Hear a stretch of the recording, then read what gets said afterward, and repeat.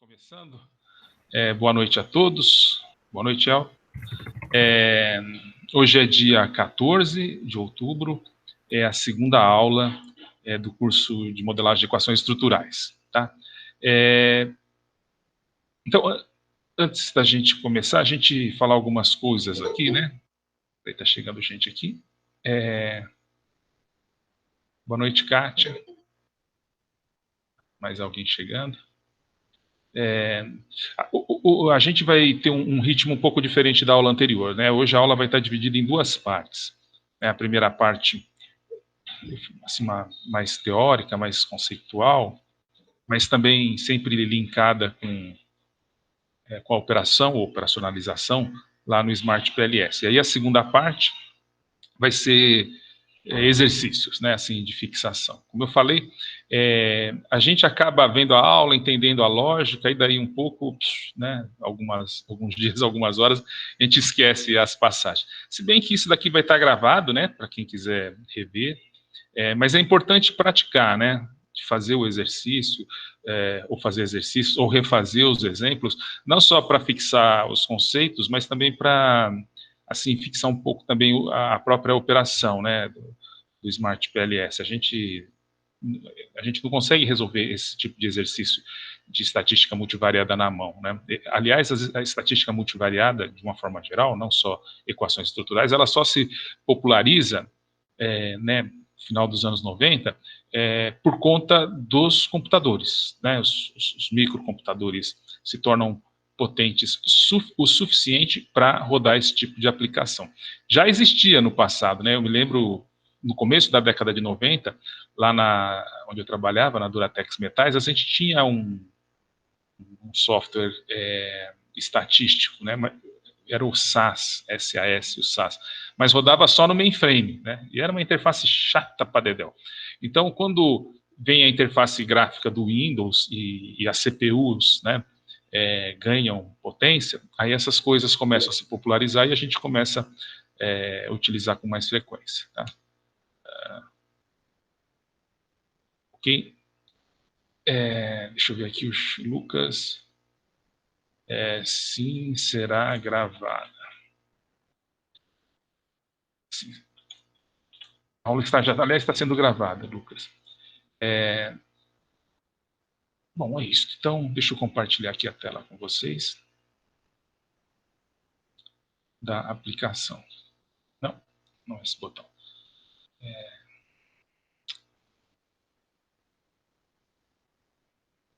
Desculpa. Não, vai ser assim. Mais alguém querendo entrar?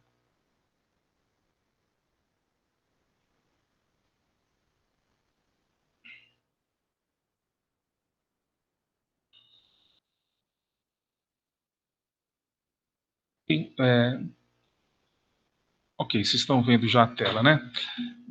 Da apresentação. Como eu disse, a gente vai ter, então, duas partes, as duas primeiras horas aqui. Mais alguém querendo entrar?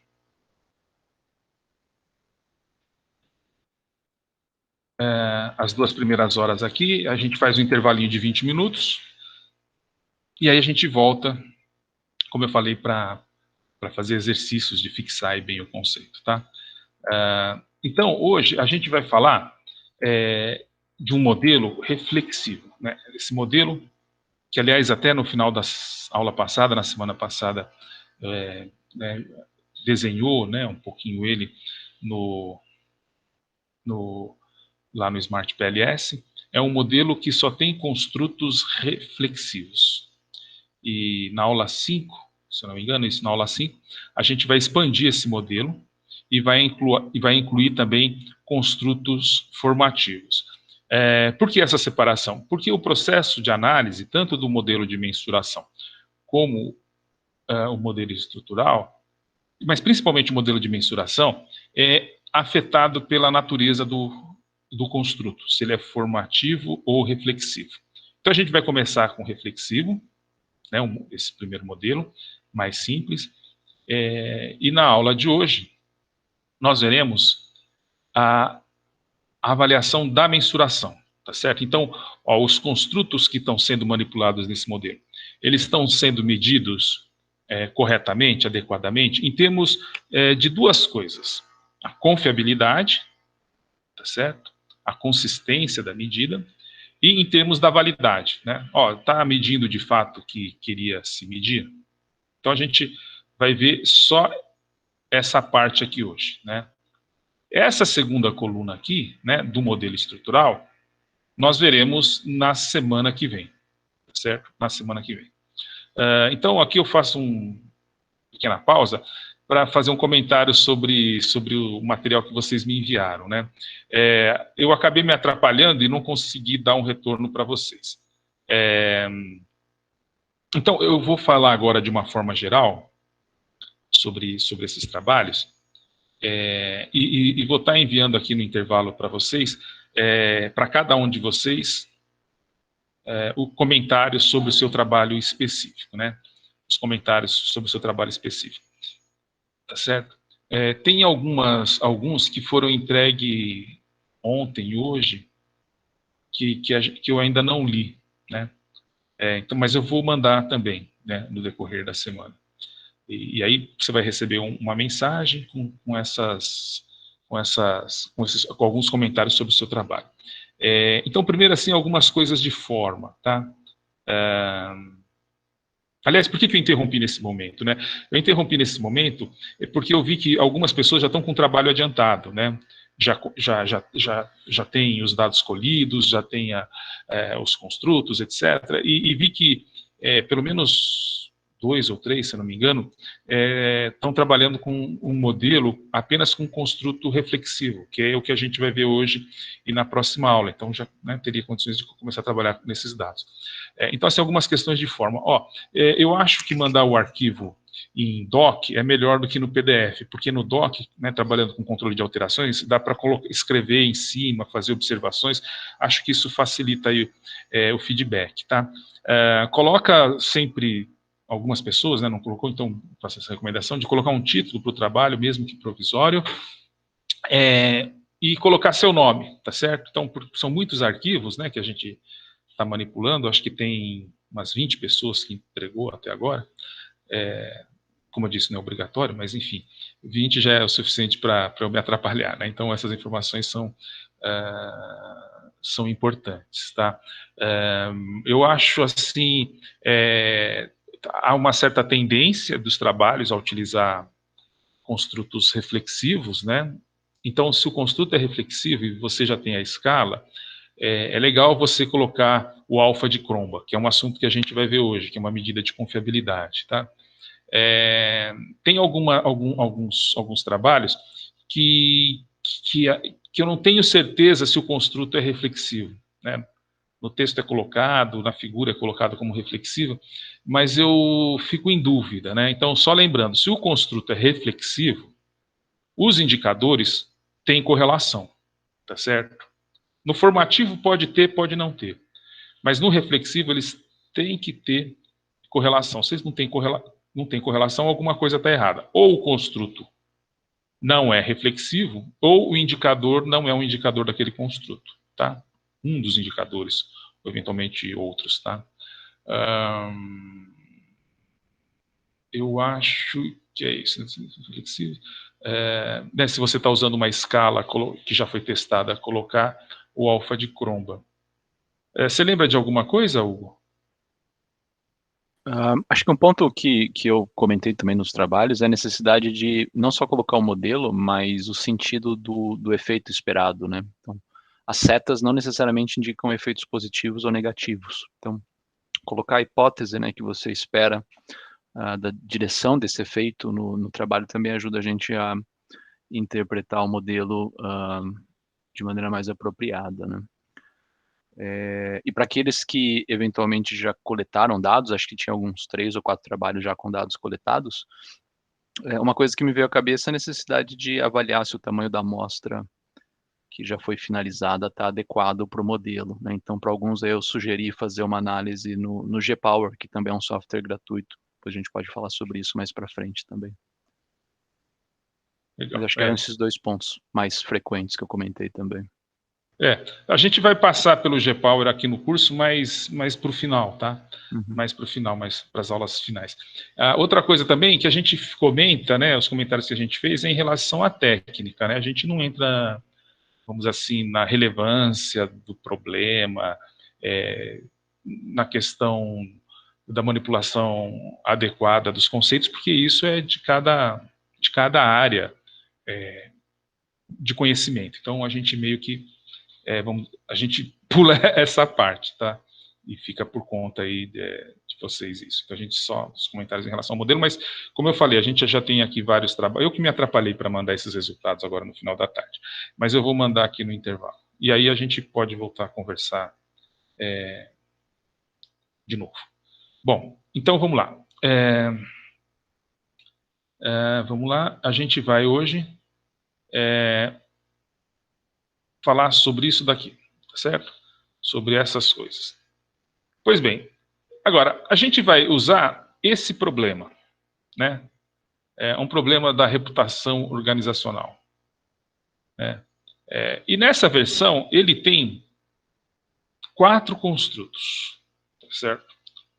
A lealdade, né? Ela é explicada pela reputação, tá certo? A reputação aqui tem 2 dimensões, a competência e a simpatia, né? Likability. Não sei se essa é a tradução melhor de simpatia, de likability. Mas nesse problema aqui, né, a reputação organizacional tem a ver com essas 2 coisas. A primeira coisa que poderia se falar é o seguinte, então é um conceito de segunda ordem, né? A reputação tem 2 dimensões, sim. Essa é uma forma, vamos dizer, mais simples de tratar isso. A outra seria falar, não, coloca aqui um construto reputação organizacional e as suas dimensões, né? Então, reputação é um construto de segunda ordem que apareceria no modelo, e esses 2 construtos seriam construtos de primeira ordem, também apareceriam no modelo. Isso a gente vai ver, acho que na aula 7, lá no final, tá? E a gente volta nesse problema. Então, esse problema aqui, gente, vai ser utilizado no curso inteiro, tá? No curso inteiro. Vai acrescentando variáveis, vai mudando algumas coisas, etc., mas a gente vai usar esse problema.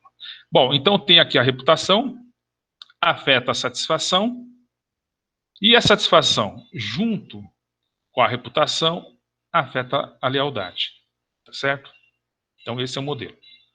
Então tem aqui as setinhas, né? Não coloquei aqui, mas como o Hugo falou, né, positiva. A percepção sobre a competência e sobre a likability, a simpatia, afeta positivamente a satisfação, que vão, essas 3 coisas, afetar positivamente a lealdade, tá? Muito bem. Isso daqui tem 3 indicadores, né? 3 indicadores foram utilizados. Então, pelo desenho aqui, pela figura, você consegue dizer, identificar se esse construto competência é reflexivo ou formativo? Bom, eu já falei que eu já tinha falado que talvez a pergunta é meio boba, né? Eu já tinha falado que a aula de hoje só ia ter construto reflexivo. Mas olha o sentido da flechinha, né? Ela sai do construto e vai para os indicadores, tá certo? É o construto que determina o comportamento dos indicadores, né? A mesma coisa aqui, 3 construtos, e aqui a satisfação tem uma medida só. Veja, por que tem uma medida só? Primeiro, essa não é a melhor forma de medir satisfação, tá certo? Satisfação deveria ter uma escala. Mas aqui no problema foi colocado só uma variável, só um indicador, só uma variável manifesta, para ilustrar como que isso é utilizado, né? Às vezes tem uma coisa desse tipo, né? Um problema que é uma variável renda, idade, sei lá, tamanho da família, tem um número só, né? Não tem uma escala.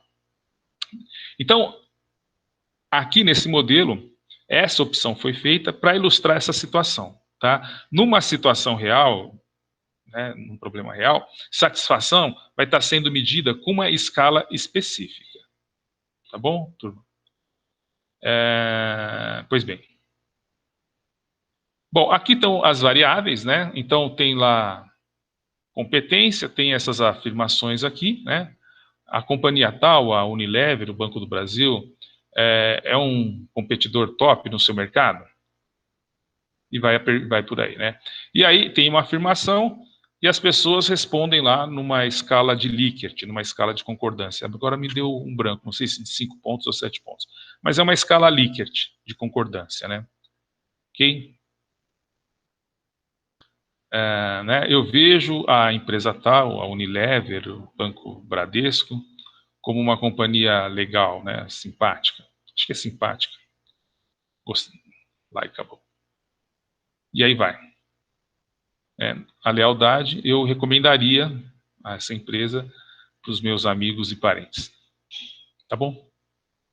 Muito bem. Então, a gente vai construir esse modelo. Né? Na aula passada já tinha começado a fazer isso.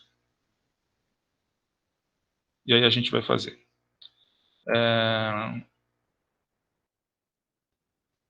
Então, vamos fazer isso já. Ok? Vamos fazer isso já. Deixa eu carregar aqui o Smart PLS.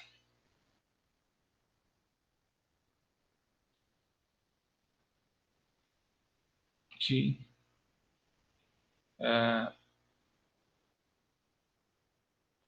Deixa eu compartilhar com vocês.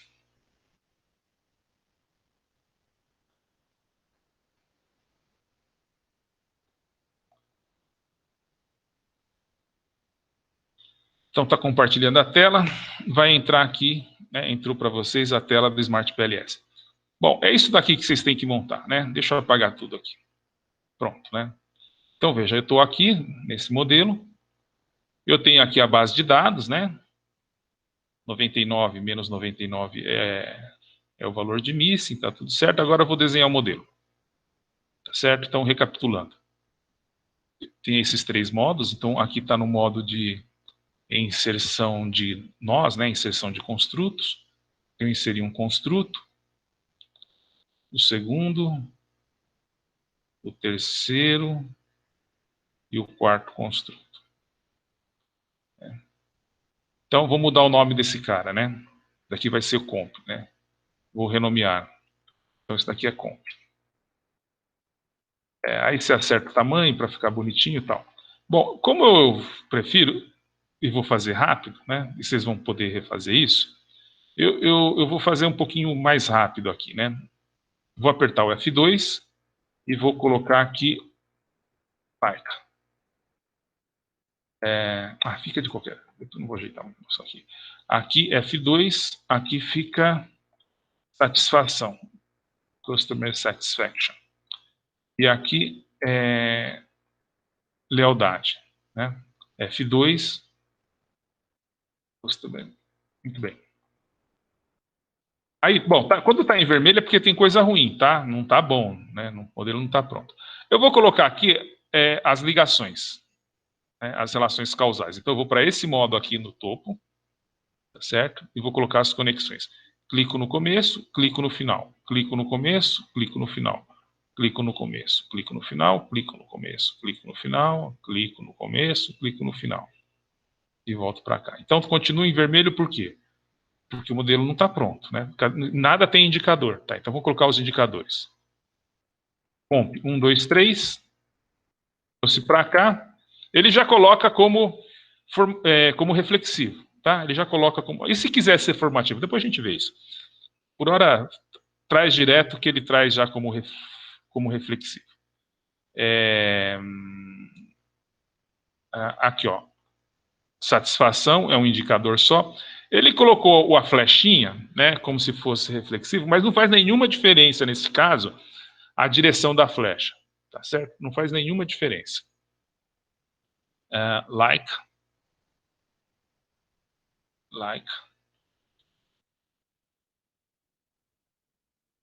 E e aqui. Satisfação, né? CUSL, trouxe para cá. Aí ficou ruim, né? Ficou tudo o curso. O desenho ficou ruim, ficou feio.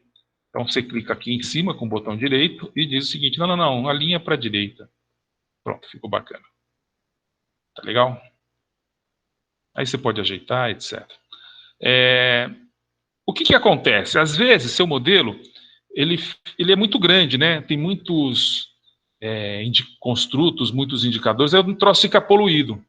E quando você já passou do modelo de mensuração e quer discutir um modelo estrutural, né? Você quer discutir essas relações, o coeficiente dessas relações, você quer esconder, tá certo? Os indicadores. Então você pode dar aqui, ó, Alt X Hide. Né? O indicador está aqui, ó, ele está azul. O indicador está aí. Tá? Ok? Muito bem.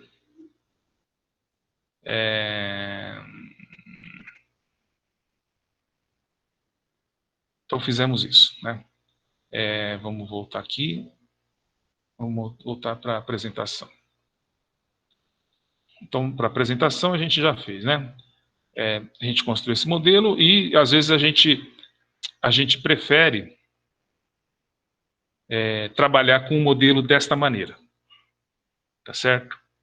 Porque assim, ó, o modelo de mensuração está resolvido, agora eu quero discutir as relações. Então, em geral, cada uma dessas setinhas representa uma hipótese. Tal coisa tem impacto na outra coisa, tem um impacto positivo naquilo, tem impacto negativo naquilo. Né?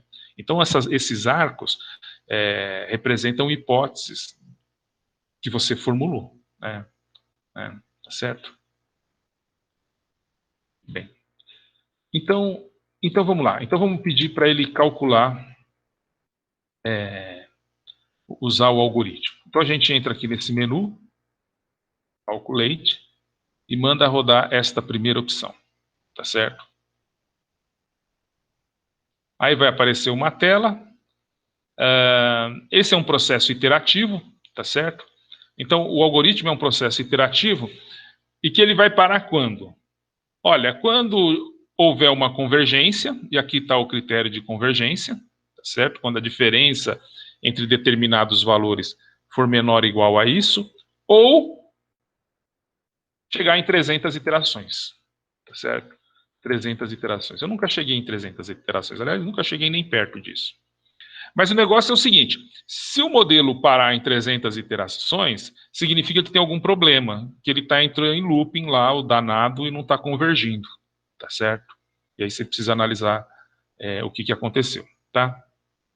E na hora que você faz isso, manda dar o finish aqui, ele roda o algoritmo, roda bem rápido, né? Nesse caso aqui vai rodar bem rápido.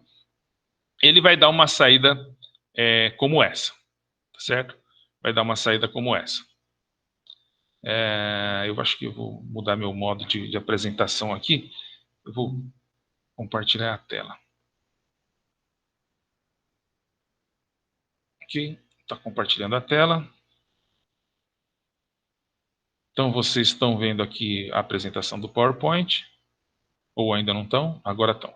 Vocês estão vendo a apresentação do PowerPoint, eu vou passar aqui para o computador, né?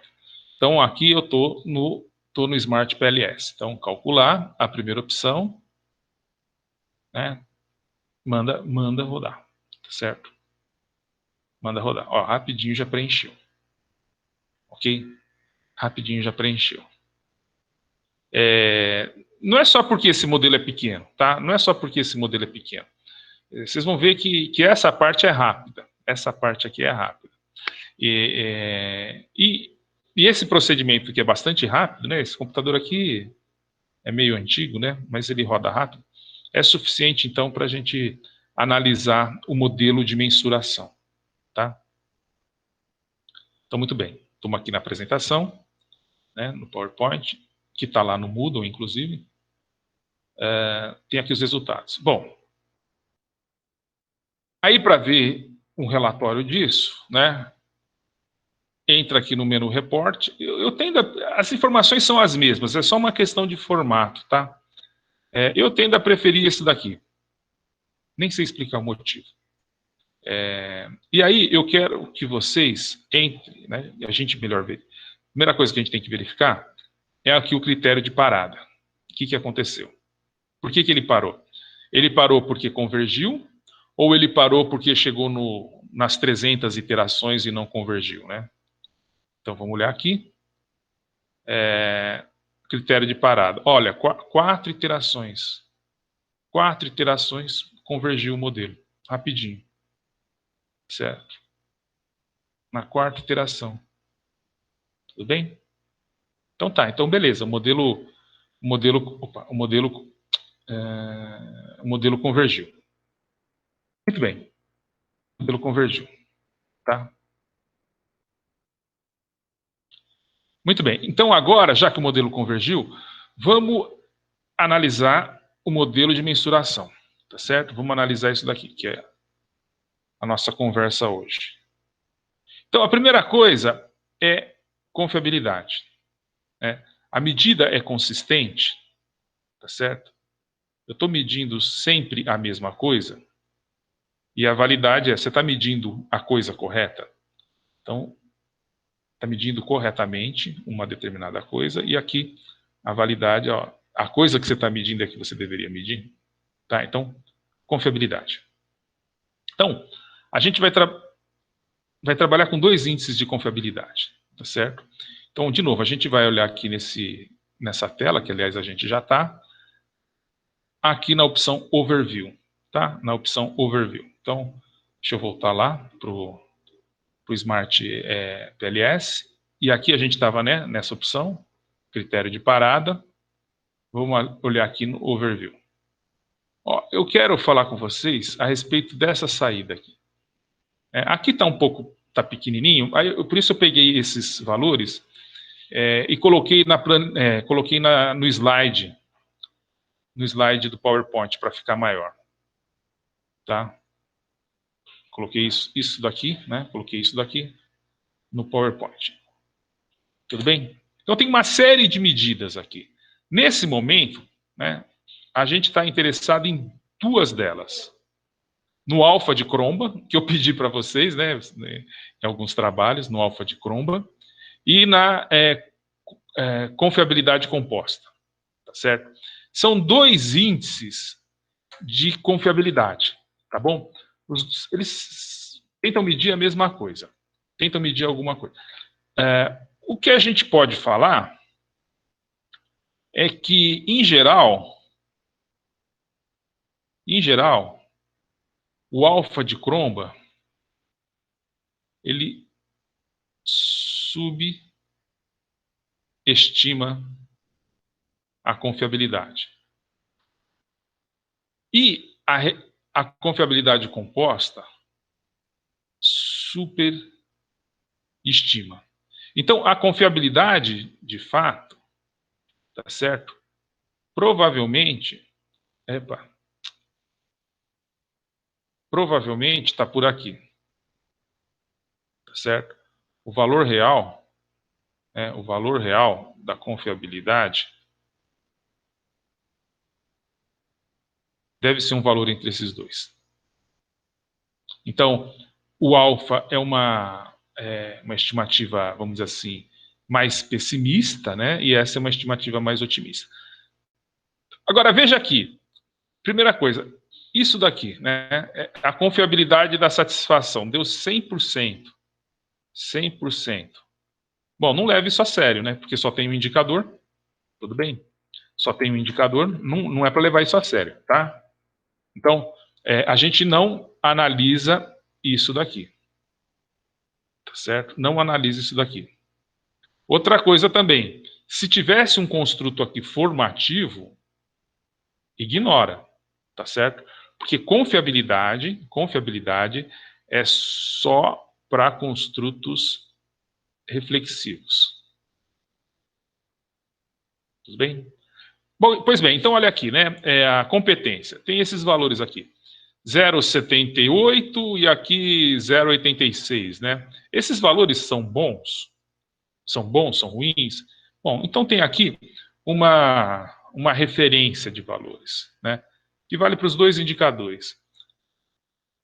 Inaceitável, abaixo de 6, tá certo? Se for abaixo de 0,6 tem algum problema. 0,6, 0,7 é bom. 0,7, 0,9 é satisfatório. E aqui começa a ficar ruim, acima de 0,9, né? Por que acima de 0,95 é problemático? Porque isso sugere que você não tem indicadores correlacionados. Você está medindo a mesma coisa de 2, 3 formas diferentes, tá certo? E aí isso faz, então, com que a confiabilidade seja ruim. Então, quando a confiabilidade é muito alta, 0,95 para mais, não é para comemorar, é para ficar preocupado, né? Em geral, na casa dos 0,8 alguma coisa, é um valor bem legal, 0,9 por aí, né? Entre 0,8 e 0,9 acho que são os valores legais. Tudo bem?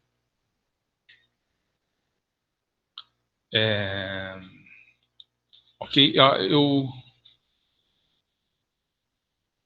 sim, eu estou aqui, não estou vendo as mensagens, o Hugo está respondendo por mim. Obrigado. Muito bem. Então, do ponto de vista da confiabilidade, tudo beleza, tá certo? Tá tudo beleza. Bom, eu coloquei aqui como é que essa confiabilidade é calculada, né? Então, para um determinado indicador, para um determinado construto, tem lá os seus indicadores, né? X1, X2, no nosso caso, X3. Ok? Então, eu tenho a dispersão do primeiro, do segundo e do terceiro construto. Aí eu crio aqui uma variável que é a soma x1, x2 mais x3. E tem aqui uma variância dele, né? Então, eu tenho a variância de x1, a variância de x2 e tenho aqui a variância de x3, no nosso caso. E aqui eu tenho uma variável, né, que é a soma x1 mais x2 mais x3. E aqui é a variância dela. Então, o alfa de Cromb é calculado dessa maneira, né? No nosso caso, isso daqui é igual a 3, tá? Não é complicado, dá para fazer na mão. E a confiabilidade composta é dada por essa expressão aqui, né? Esse daqui é o outer load. O que é o outer load? Deixa eu voltar aqui. O outer load são esses valores.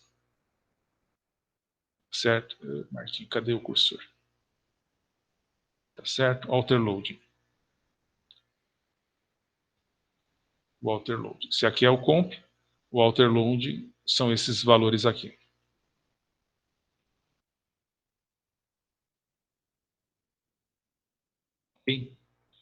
Estava aqui, né? Desculpa. Então, são construtos reflexivos, tá certo? São construtos reflexivos. Aqui está o outer load. A gente tem x1, x2, x3, a gente tem esses três valores, tá certo? E esse erro de medição é 1 menos eles ao quadrado. Legal? Bem tranquilo. Então, do ponto de vista da confiabilidade, está resolvido. Tá? Tudo bem até aqui, pessoal? Alguma pergunta, algum comentário? Tudo bem, prof. Legal. Bom, então agora a gente vai olhar a validade. Primeiro a validade convergente e a validade discriminante. Que são meio assim, que acho que tem uma relação entre elas. Acho que são duas faces da mesma moeda, né? Qual que é a ideia da validade convergente? A ideia da validade convergente é que esse indicador, x1, tem a ver com esse construto que ele supostamente mediu. Essa é a ideia da validade convergente. Tá certo? E a validade discriminante significa que os construtos desse indicador não têm relação com os construtos, com os demais construtos. Tá certo? Então, esse indicador tem a ver com o seu construto e não com os outros. Então, a validade convergente tem dois critérios, né? O valor do outer load, esses valores aqui, que eles não podem ser baixos, e aqui a variância média extraída, que é uma média desses valores. Na verdade, é uma média do quadrado desses valores. Tá certo? Quadrado desses valores. Ou da comunalidade, né? Para quem já viu análise fatorial ou componentes principais. Ou seja, o quanto do comportamento de x1 tem a ver com o construto. Quanto que o comportamento de x2 tem a ver com o construto. Tá certo? E aí aqui tem uma média. Então, em relação aos outer loadings, como é que você vê o outer load? De novo, olha lá no relatório, né? Olha lá no relatório, essa opção. Então, a gente estava olhando aqui, né? No geral, visão geral, onde a gente viu a confiabilidade, tá? Eu estou no PowerPoint, tá? Não estou no programa. Então, olhando, entrando aqui no outer loading, a gente tem essas informações, né? Então, isso daqui, que está pequenininho, eu trouxe aqui separado. Tá? Então, perceba que os valores são todos eles altos. Certo? São todos eles altos. Eu estou destacando aqui o menor e o maior valor. Tá? Aqui é 0,8 e aqui é 92. 80 e 92. Ó, de novo, não. Tá vendo aqui, ó? Esses valores aqui, deixa eu mudar aqui o curso. Tá vendo? Ó? Esses valores aqui, são Renato, esses só uma valores aqui. perguntinha. Posso Pois fazer não. uma pergunta? Sim, por favor, Léo. Essas colunas, elas são as mesmas como se fosse uma análise fatorial, é isso? Sim. Tem muitas, exatamente, tem bastante semelhança com a análise Perfeito. fatorial. Porque a gente está trabalhando com construtos reflexivos, tá? Isso é válido para os construtos reflexivos, essa analogia. Para o formativo, não. Né? Para o formativo, não. Tá? Então, Perfeito, esses valores aqui são esses aqui. Né? Olha aqui, ó, para lealdade. Esses valores aqui, né, da lealdade são esses valores aqui. Tá vendo? 9173, 917, ele cortou o 3 aqui, só 3 casas decimais. Tá? Bom, então a regra é o seguinte, ó. Se for maior do que 0,7, que é o caso, tá certo? O menor valor é 0,80. Né? Se for maior do que 0,7, beleza. Tá tudo azul na América do Sul. Que é o nosso caso. Esses exemplos são assim, né? Tudo anda bem, tudo anda fácil, né? Se tiver abaixo de 0,4, 0,4 é ruim, você vai ter que excluir esse indicador, né? Não, mas puxa, isso daí pode ter impactos, né? Porque o modelo vai ficar com poucos indicadores, isso vai mexer na validade de conteúdo, mas a recomendação, né, geral é fazer isso.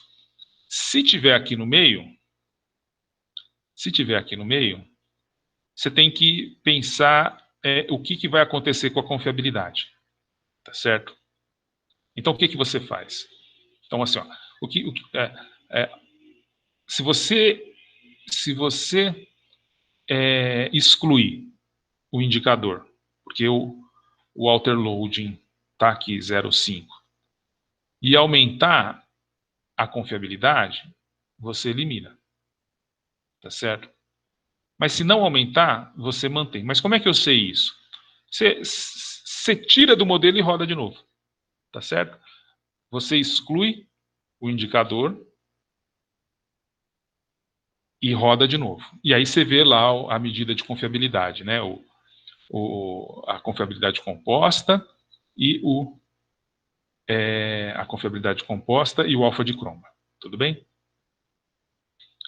No nosso caso, ficou tudo certo, sem nenhum problema. Acima de 0,7. Tá? Muito bem. Aí... Professor, só uma dúvida. Pois não. É nesse momento que faz a análise dos indicadores para saber se eles estão interferindo nos outros construtos ou não? Que é o cross-load. Não. Não. Aqui é a validade convergente, tá certo? Esse tipo de coisa que você está falando tem a ver com a discriminante, tá certo? Então, eu estou olhando aqui para cada construto a relação com seus indicadores, tá certo? Para esse construto, eu estou olhando os outer loadings dele, não dos outros. A mesma coisa aqui, ó, para lealdade, estou analisando só os indicadores desse construto, né? Os outer loads dos seus, tá bom? Bom. Professor? Pois não. Professor, boa noite. Boa noite. Só uma dúvida. Eu venho do AMOS, da autorização do AMOS, e aí talvez isso seja uma coisa que o senhor vai falar mais à frente. Então, esse caminho que a gente fez aqui de calculate, depois PLS, algoritmo do PLS, essa imagem que a gente está analisando, que o senhor está apresentando, ele exibe apenas as questões de confiabilidades. Aí, no caso, vai ter outra tela que vai apresentar cargas fatoriais dos atributos, ou no caso do PLS, não chega nesse tipo de resultado, nesse tipo de informação. Não sei se eu me fiz entender. Eu acho que sim.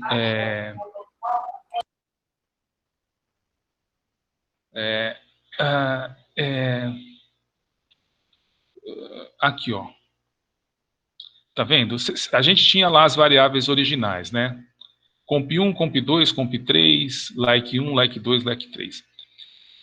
Ele tem aqui as cargas fatoriais, quer dizer, o comp1, comp2, comp3, para a primeira observação, não sei se você está conseguindo ler, está meio pequenininho talvez, virou esse valor, menos 39,74. Na segunda observação, eu tinha um valor de comp1, comp2, comp3. Isso daqui virou 1,0712. Deixa eu ver, alguém mandou alguma coisa aqui. E eu me... Cadê? Então, exatamente. Agora, Lucas, a gente vai usar isso, esses valores aqui, esses scores, não nesse momento ainda, tá? A gente vai usar mais adiante. Isso daqui vai ser importante para nós. Mas não... Eu estou um pouco confuso. Mas acho que nessa aula não, mas na aula que vem a gente vai visitar esses valores. Bom, então olha só.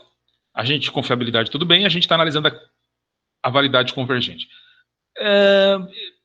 A impressão que eu tenho é que a comunalidade, né, a análise dos outer loadings, em geral, passa mais fácil, né? E as pessoas utilizam mais a variância média extraída, que é essa expressão, o AVE, certo? Então você pega esses valores aqui, esses outer loads, eleva ao quadrado e tira uma média. Esse negócio tem que ser maior do que meio, tá? Veja, você não precisa fazer essa conta, né? Aqui no overview, né, aquela primeira coisa que a gente olhou, que tem aqui, ó, tá vendo, a confiabilidade composta e o alfa de Cromba, tem a variância média extraída, tá bom? Tem a variância média extraída, certo? E aqui tá tudo certo. Tudo maior do que 5. Esse cara não, né? Esse cara só tem um indicador, isso daqui não é para analisar, tá certo? Isso daqui não é um construto reflexivo, né? Isso daqui é uma variável direta. Então, ó, menor valor, 0,68, bom, tá bem acima de 0,5. Então, o modelo tá legal do ponto de vista de confiabilidade e de validade convergente, tá? E de validade convergente. Então, o que a gente vai testar agora? A gente vai testar agora a validade discriminante. Tudo bem? Então, a validade discriminante tem duas formas, ou dois critérios. Na verdade, três. O terceiro, que eu vou comentar aqui, ele está disponível na versão 3.0. Ele não está disponível na versão 2, mas na 3, que é o HTMT. HTMT. Heterotrait and monotrait. Heterotrait and monotrait. Análise. Eu vou explicar aqui, mas tem que fazer meio que na mão, né? Isso é meio chato. Mas no 3 ele está lá disponível. Então, eu vou aproveitar aqui também, pessoal, para fazer um pequeno comentário com vocês, né? Depois da aula passada, eu fiquei pensando nessa questão da versão 2, na versão 3, né? Que algumas pessoas instalaram a versão 3, né? Por razões diferentes. Assim, Eu tenho uma preocupação no uso da versão 3, é que se você ficar usando a versão 3 agora, e aí acaba o curso e você vai fazer o seu trabalho, você talvez tenha dificuldade com a versão 2. Tem aqui as transparências, né, que está no Moodle, tem as aulas gravadas, etc. Mas você praticou na versão 3, a interface é um pouquinho diferente, né? Então talvez você tenha alguma dificuldade. Então eu vou insistir para vocês, para quem puder, trabalhar na versão 2. A menos que você tenha recursos ou esteja disposto a arcar com assinatura, né? Não é barato, não é cara também, né? A da versão 3, não é cara. Mas não é barata, né? Não é um dinheiro assim. Então, eu fico bastante... eu fico preocupado com isso, né? Assim, não quero que vocês fiquem amarrados a isso para usar equações estruturais. Putz, eu queria, né? Achei tão legal, tenho o projeto, ou tenho os dados, mas precisava fundos aí. Então, só queria fazer essa lembrança aqui. Então, acho que na medida do possível, se você puder trabalhar na aula, né, durante o curso a versão 2, é melhor, porque a versão 2 você pode usar sem custo, né, sem custo, indefinidamente. Mas vai entrar um projeto legal, aí eu compro uma assinatura de 3 anos. Tá bom, beleza, né, tá resolvido. Mas se não, usa a versão 2. Perde-se um pouco em produtividade, né? Porque algumas coisas a gente vai ter que fazer na mão, a gente vai usar o Excel, e que na versão 3 sai automaticamente. Mas, enfim, eu queria fazer esse comentário aqui. Então, voltando.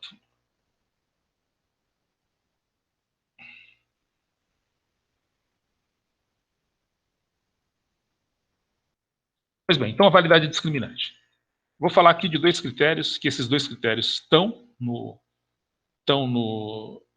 software na versão 2, e o terceiro, acho que vai dar tempo da gente falar aqui, pelo tempo. O cross-loadings, né? Então, olha aqui os cross-loadings, né? São as cargas cruzadas. Então, vou separar isso daqui para um slide com letras maiores.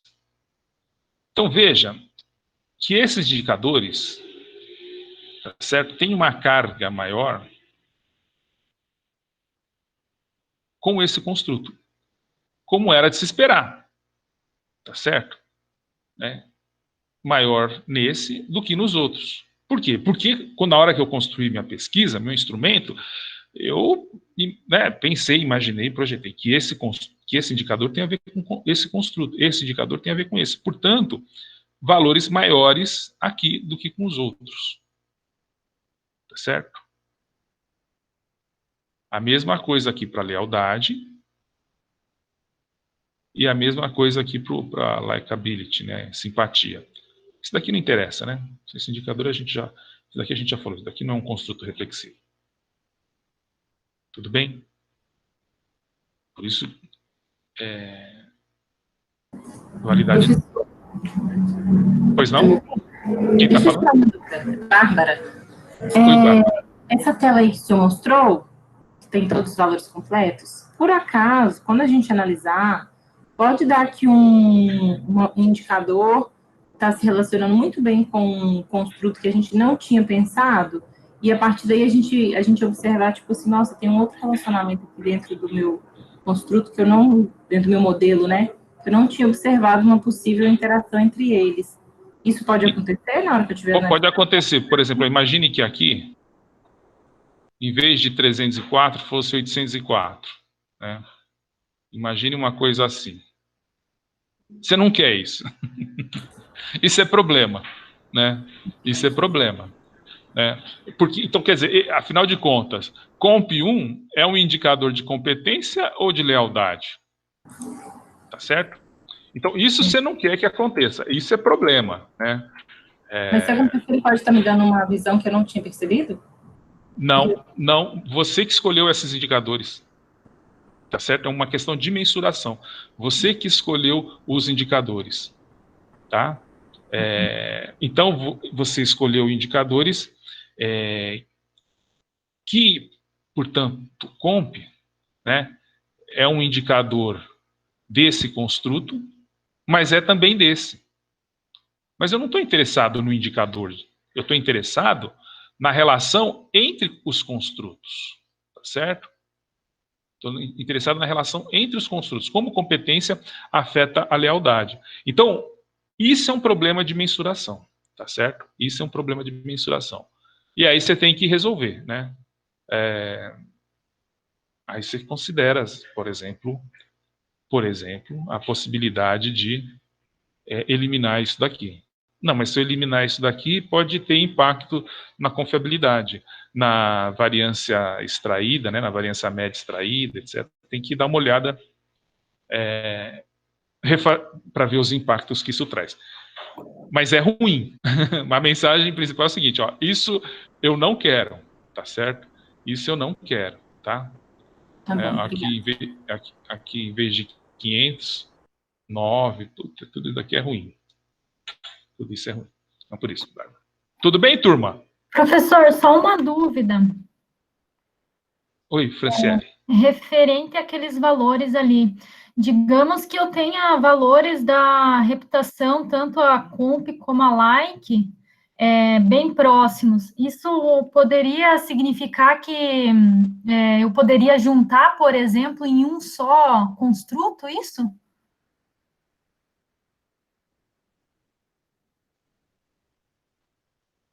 Então, essa é a questão. Quando você tem, por exemplo, aqui valores próximos, né, valores próximos, você sugere que são construtos muito parecidos, se não iguais. Por isso que chama discriminante, tá certo? Não são construtos claramente distintos um dos outros. Né? Mas veja que isso é um problema de mensuração, porque conceitualmente, né, são conceitos diferentes. Por exemplo, comprometimento e motivação. Né? A literatura sobre o assunto, né, coloca as coisas diferentes. Mas quando você pergunta, sei lá, para alguém que não é dessa área de recursos humanos, de organização do trabalho, sei lá, ela pode não ter claro isso. E aí, na hora que vai medir, vai trabalhar, começa a ter indicadores de comprometimento próximo do construto de motivação e os indicadores que seriam de motivação próximos também do construto de comprometimento. Então essas coisas são as mesmas. Não. Na literatura deixa muito claro, né? Um tem a ver com trabalho, com ofício, e outro tem a ver com a organização, né? Da relação com a organização. Pois é, então mede, faça as medidas, use indicadores apropriados, tá certo? Então, de novo, ó. Obrigada. Aqui, turma, a gente não está falando das relações dos construtos, a gente está falando da mensuração, tá bom? Não por isso, Bárbara. Mas não, legal vocês terem feito essas duas perguntas, né? Porque às vezes a gente se perde, se confunde um pouco, né? Porque é muita coisa, tal. Mas a primeira, assim, ó, volta, modelo de mensuração, modelo estrutural, né? O modelo estrutural, que é a relação entre os construtos, tem a ver com a natureza do problema que eu estou estudando, né? Olha, o comprometimento afeta a satisfação, que vai afetar a lealdade lá no final, que é isso que me interessa, etc, etc. É nisso que a gente trabalha conceitualmente. Mas, na hora que a gente vai a campo, a gente não mede essas coisas diretamente, a gente mede através dos indicadores. Então, antes de analisar o modelo estrutural, a gente precisa ter um modelo de mensuração legal. Então, a gente está olhando aqui só a questão das medidas, do modelo de mensuração, né? Se o modelo de mensuração está funcionando. Aí depois, na aula que vem, a gente fala do modelo estrutural. E aí sim a gente vai discutir essas relações que foram teorizadas. Tudo bem, turma? Legal? Pode interromper, tá certo? Sempre que aparecer alguma dúvida aí, por favor. Bom, cross-loading. Aí o Fornell-Larker, né, que é acho que uma coisa mais recente. que é o seguinte, é bem simples, né? Eu aqui tenho os construtos, né? 4 no nosso caso também, né? Competência, likability, satisfaction e loyalty. E essas coisas estão correlacionadas, tá certo? Bom, mas eu quero que a variância extraída, ou pelo menos a raiz quadrada dessa variância, seja maior do que essa correlação, tá certo? Ou vou colocar de outra forma, ó, a correlação entre 2 construtos, ou 2 variáveis. Quanto de comportamento comum existe entre 2 variáveis correlacionadas? É o R ao quadrado. Essa correlação aqui, pessoal, é o coeficiente de correlação de Pearson, né? Então, o R ao quadrado é o tanto de comportamento comum. Pois bem, o comportamento comum entre Y2 e Y1, tá certo? Tem que ser menor do que a variância média extraída dos indicadores de Y1. E a variância média extraída dos indicadores do construto Y2. Tá bom?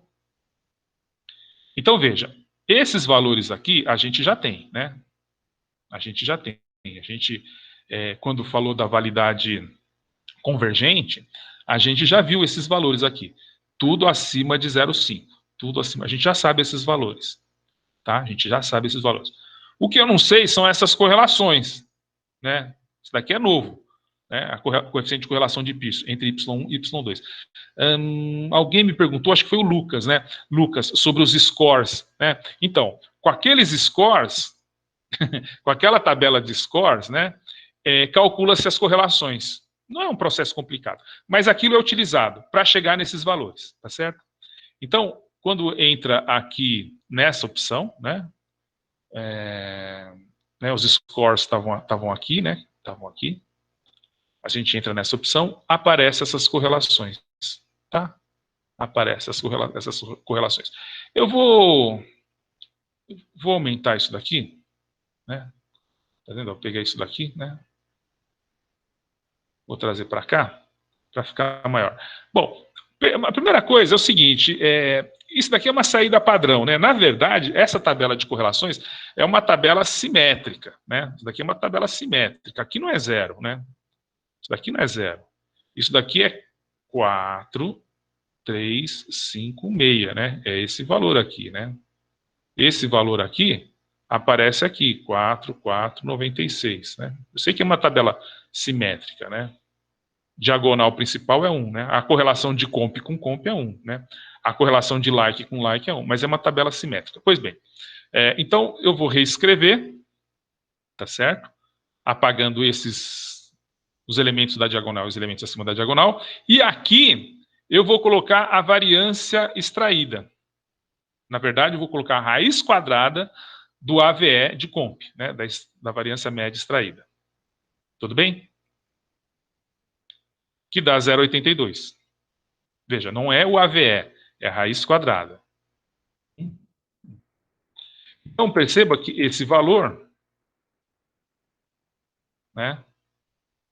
Esse valor é maior do que esse. O que indica que os indicadores desse indicador, né? Comp1, Comp2, Comp3, tem mais relação do que comp do que com os outros construtos. Aqui não, né? Isso daqui não é um construto reflexivo, então a gente não considera. Aqui, ó, a gente tem que olhar assim, tem que olhar para cá e para cá. Né? Porque ele apagou aqui, né? Se ele tivesse colocado a matriz inteira, eu saberia que aqui é 6892 e aqui, né, seria esse valor, 0,4496. Ou seja, o 0,86 é maior do que todo mundo. 68, 69 até é alto, né? Satisfação e lealdade, né? Certo? Não, mas daqui é maior. E a mesma coisa aqui, né? Quer dizer, esses valores que estão aqui nessa linha, você colocaria aqui na coluna. De qualquer maneira, aqui 86 é maior do que qualquer valor aqui. Ok? Então, no critério de Fornell-Larker, também foi aprovado. Tá bom? Professor, só uma dúvida, eu não sei se eu perdi a explicação, mas essa tabela ali tem que fazer manual, então, esses valores ali? O 0,8250, por exemplo? Essa raiz? Isso. Você tem que fazer. Porque ele te dá isso daqui, tá? Na versão 2. Tá bom? Na versão 2 ele te dá isso. E aqui na versão... bom, e aí você tem que fazer esse negócio. Perceba, vou colocar aqui, você tem aqui o cross... Opa! Você tem aqui essa matriz, né, com as correlações. Aí você vai apagar a parte de cima e colocar na diagonal, onde está, né, onde está aqui esse 1, você vai colocar o AVE de componente, de competência, perdão, né, que é isso daqui, o 0,68. Quer dizer, o 0,68 não, você vai colocar a raiz quadrada de 0,68. Né? Aqui, opa, desculpa. Aqui, né, você vai colocar a raiz quadrada de like, ou likability. A raiz quadrada. 741, você coloca a raiz quadrada. E a raiz quadrada de 7484, você coloca onde? Você coloca onde? Você coloca aqui, a raiz quadrada. E aí, então, você vai ter essa tabela, perdão, você vai ter essa tabela aqui.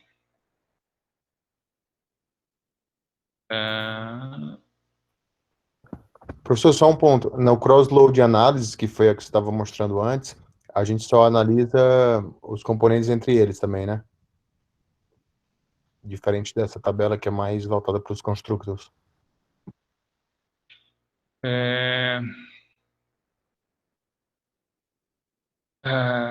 Não, no cross-load eu também faço uma comparação, né? É que aqui eu estou olhando os indicadores, tá certo? Ou seja, os indicadores desse construto têm que estar relacionados com ele, ou mais fortemente do que ele com o dos outros, né? Os indicadores da lealdade têm que estar mais fortemente relacionados com lealdade do que com os outros, e assim vai. Então, no cross-loading, é uma análise discriminante baseada no comportamento dos indicadores, né? Ou mais ligada ao comportamento dos indicadores, dos construtos. E aqui, no critério de Fornell-Larker, eu olho na relação entre os construtos, ou melhor, entre os scores fatoriais dos construtos. Tudo bem? Quem perguntou foi João? Foi. Entendi, professor. Isso. Tudo bem? Renato, posso falar com um exemplo para ver se fica um pouco mais claro, se eu entendi bem? Sim, por favor, Léo. É como se o primeiro, a gente faz o cross-loading, você faz uma análise dos próprios... Se é uma escala, você analisa o quanto de itens daquela escala está correspondendo com ela mesma. Idealmente Isso. todos. Isso. Idealmente todos os indicadores. Idealmente todos, eles têm que estar acima de 0,7 para mostrar que todos os itens aí, né, análise de itens, eles estão correlacionados. E depois, no outro... Não, mais do que isso, não é só questão de 0,7, eles têm que estar, os valores maiores têm que estar aqui, tá certo? Ah, tá. Maior aqui.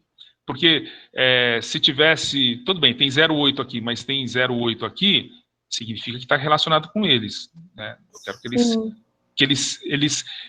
É o seguinte, eu quero que esses indicadores se amontoem, né, se agrupem em torno dos construtos corretamente como eu imaginei. Perfeito. Desculpa, continua. Aí você ia complementar, eu te interrompi, Léo. Não, agora ficou mais claro, E aí depois eu vou analisar um construto com o outro. Exatamente. Perfeito, tá, obrigada. Professor, só mais uma dúvida. Referente àquela tabela ali do cross-loading, isso daí seria a mesma tabela da análise fatorial exploratória ou não?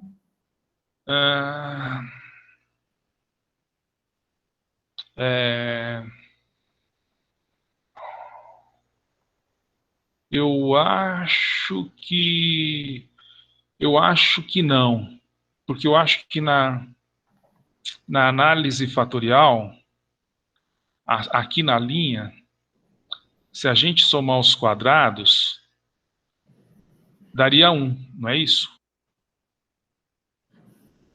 Eu acho que até tem uma semelhança, talvez tenha uma semelhança conceitual, mas eu acho que não é o mesmo algoritmo, porque no caso eu tenho quase certeza que na análise, se fosse uma análise fatorial, a soma desses valores, ou melhor, a soma dos quadrados deveria ser menor ou igual a 1. E se você somar os quadrados aqui, vai dar maior do que 1, né?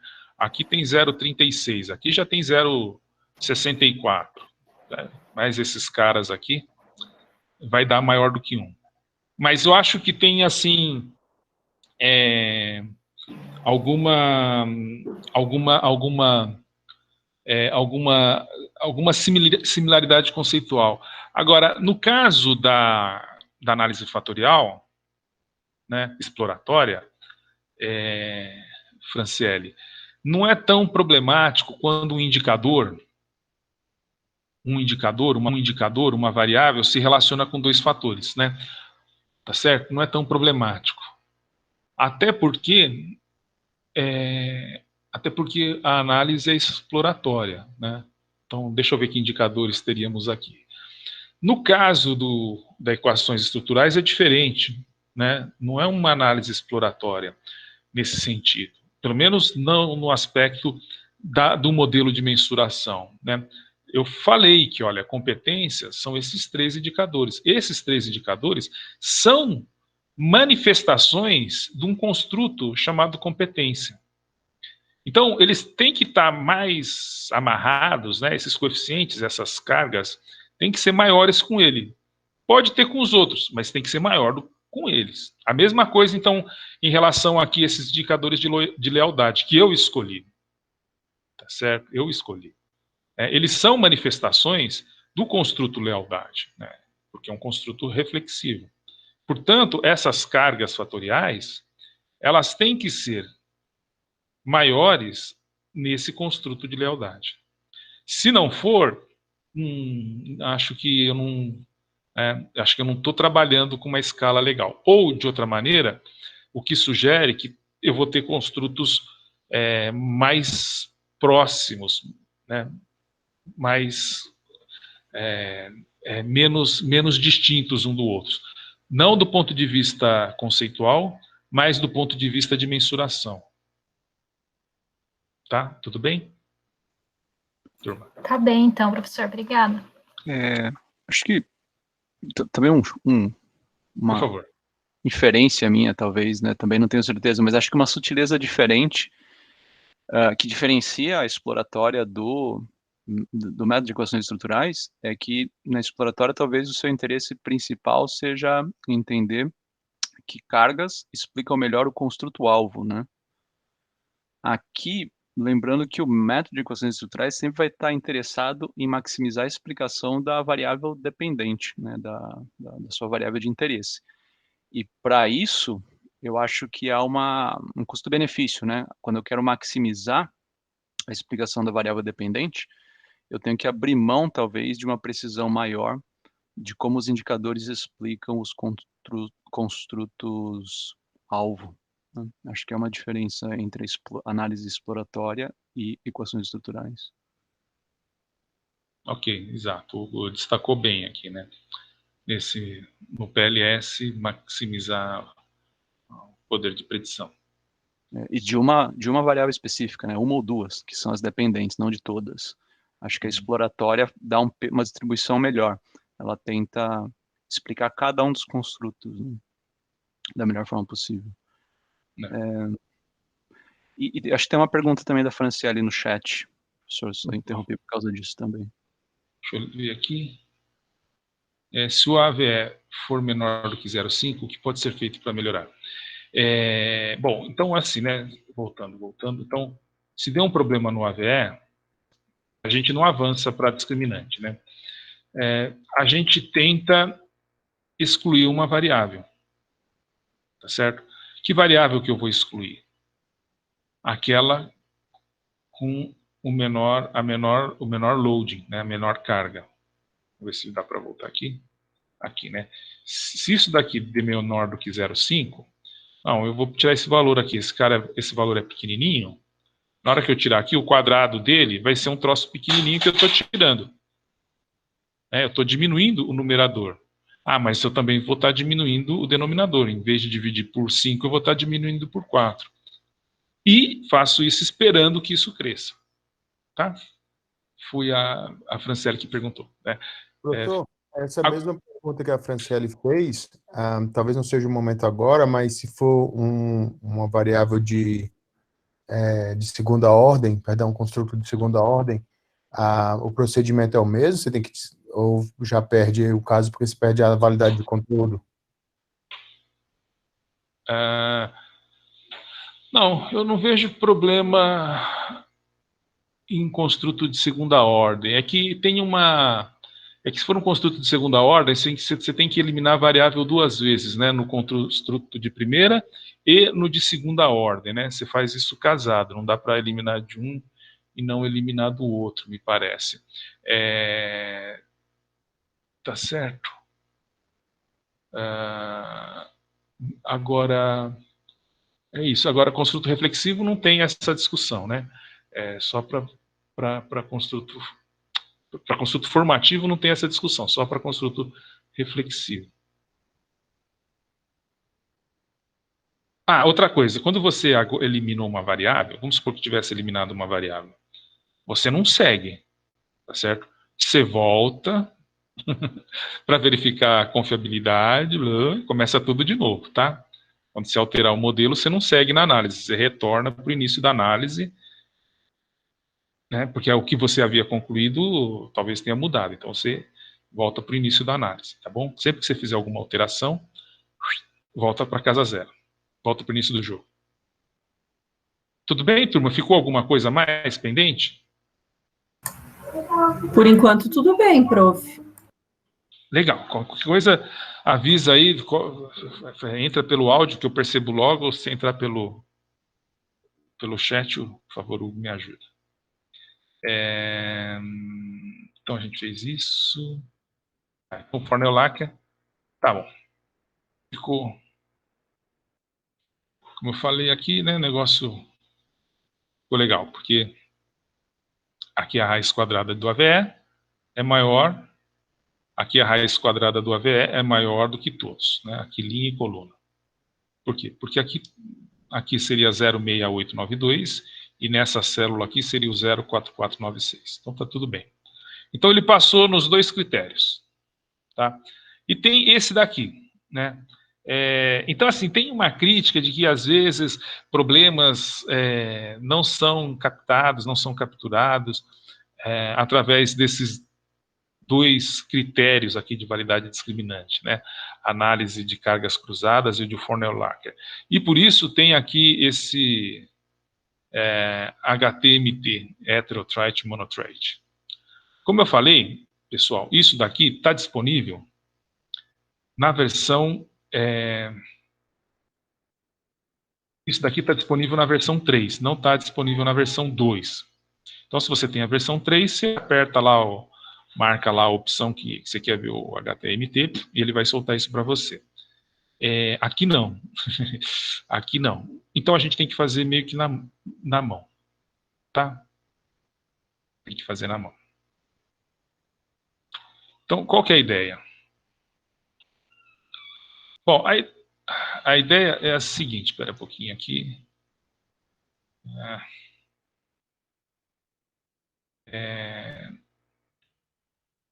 Aqui é 2. Aqui é 2. Você tem aqui, então, dois construtos, né? Exógeno e endógeno. Tudo bem? Pois bem. E eu tenho aqui a correlação entre os construtos.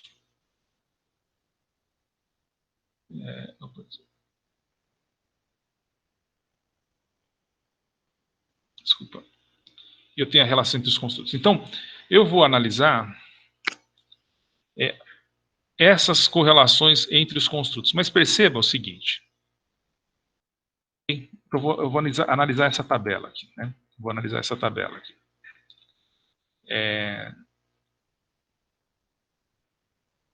O primeiro probleminha é o seguinte. Essas correlações, a correlação de x1 com x2, de x3 com x1, isso daqui não é fornecido pela versão 2. Então tem que calcular. Pronto, Lucas, vai ter que usar aquelas informações lá, tá? Vai ter que usar hoje. Vai ter que usar. Pois bem, então eu vou aumentar isso daqui, ó. Vou aumentar essa tabela de correlações. Sim, lembrando que isso daqui é uma matriz espelhada, né? Então a relação de x1 com x1 é 1. Então aqui na diagonal é tudo 1. E acima da diagonal são os mesmos valores, né? Então esses valores aqui, ó, 770, 701, 426, vão se repetir aqui nessa linha, né? Vão se repetir na linha. Esse valor aqui, 665, 339, vão se repetir aqui nessa segunda linha. Pois bem. Ok? Mas eu só estou interessado na correlação de x1 com x2. Então não preciso da tabela inteira, né? Então teria duas vezes a correlação de x1 com x2. Esse 0,770 apareceria duas vezes, tá? Então, deixa eu destacar aqui. Veja, x1, x2 e x3 estão correlacionados, perdão, x1, x2 e x3 se referem ao mesmo construto reflexivo. Ao mesmo construto reflexivo. Portanto, eles estão correlacionados mais fortemente. x2, x4, x5 e x6 são indicadores do segundo construto de y2. Então, eles têm lá uma correlação entre eles.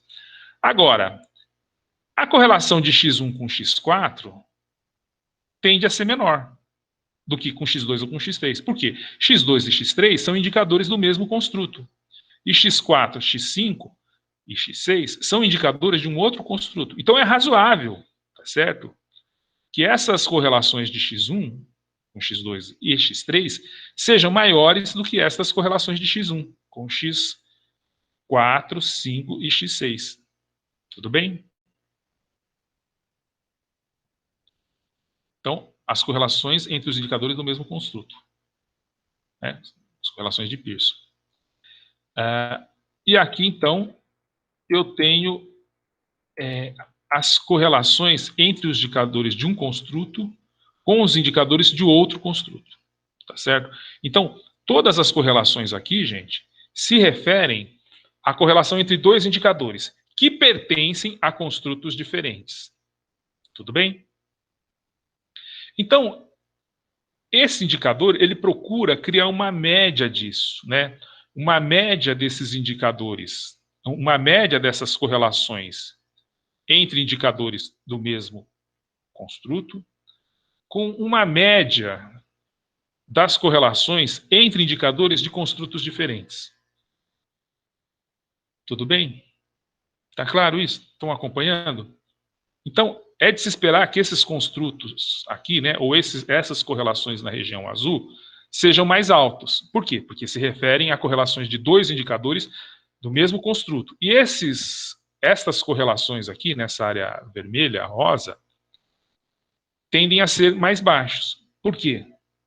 Porque se referem a correlações entre dois indicadores de construtos diferentes. E se eles são de construtos reflexivos diferentes, eles não devem ou não deveriam estar correlacionados, ou eles não deveriam estar fortemente correlacionados. Enquanto que essas correlações aqui, na área azul, deveria existir uma correlação maior, uma correlação mais forte. Tá bom, turma? Bem? Muito bem. Então, ó, voltei aqui para esses valores. Tá? Voltei aqui para esses valores. Então, eu tenho a média disso daqui, que é a média de correlações entre os indicadores do construto Y1, né, x1 com x2, x1 com x3 e x2 com x3. 770, 701, a média dá 712. Aqui eu tenho os indicadores de Y2, né? as correlações entre eles. 570, 318, 335. Deu 409 aqui. Deu menor, né? Deu menor. E aqui há as correlações entre os indicadores de construtos diferentes. O valor médio deu menor ainda. Deu menor ainda. Então, parece que está legal, né? Quer dizer, aqui que eu esperava correlações maiores, são maiores do que essas daqui que eu esperava menores, né?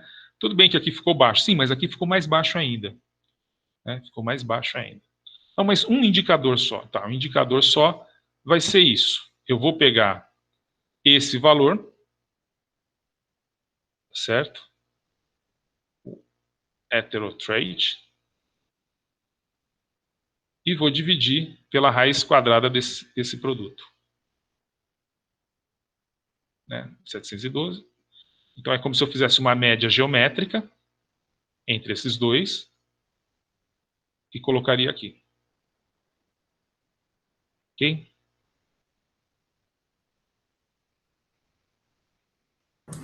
Professor, e Oi. esse único valor aqui, que é o HTMT, né? Para Isso. resumir a história toda aí, quais são os parâmetros? Talvez eu perguntei antes, né? Você fala, talvez você vai falar agora. Né? Porque você obteve esse número aí. Então, como que a gente sabe se tá? Deixa eu avançar aqui. Tem aqui as referências, tá certo? Esse negócio tem que ser... Bom, tem duas referências, né? Tem uma referência aqui mais rigorosa, dizendo que esse negócio tem que ser baixo. Tá certo? Isso daqui tem que ser abaixo de 0,85. E tem um indicador, uma referência aqui mais frouxa, vamos dizer assim, que tem que ser abaixo de 0,95. Tá? Então, se estiver abaixo de 0,85, você está bem na fita, que é o caso ali, né? Que foi o caso. Se não for maior, você pode tentar, olha, mas o Gold aqui fala que poderia ser abaixo de 95. Agora, se você não tiver abaixo de 95, aí você está ruim, tá ruim na fita, tá? Ok? Bem, Só uma dúvida, da onde que saiu, aonde que a gente encontra esses valores lá no Smart PLS? então, Essa tabela. na versão 2, bom, o que você não quer a tabela, né? Você quer isso daqui, tá certo? Você quer isso daqui, você quer essa informação para avaliar que dois construtos, y1 e y2, têm validade discriminante. Né? Existe validade discriminante. Você quer isso, e isso daqui é menor do que 0,85.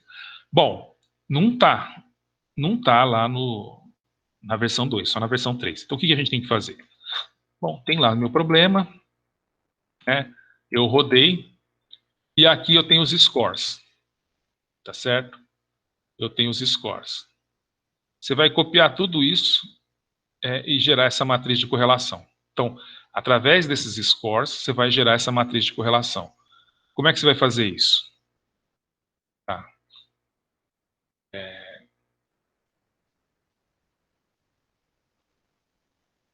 Tá aqui. Eu peguei de um arquivo velho, não tem problema. Eu peguei do arquivo errado aqui, sem problema. Vou fazer de novo aqui. Então, ó, eu vou pegar tudo isso daqui.